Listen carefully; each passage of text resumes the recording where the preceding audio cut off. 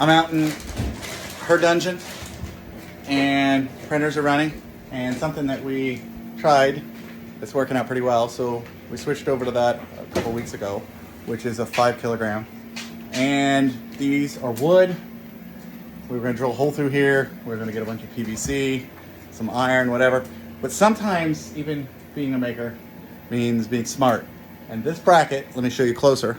And that's a Creality, yeah, right? Filament bracket, 5 kilogram spool. I make a little thing here because these things are too good. They're ball bearing, and this thing will just spin till the end of time. So this just creates a little friction on the edge there. This bracket, I will post a link in my stories, is very quick to assemble.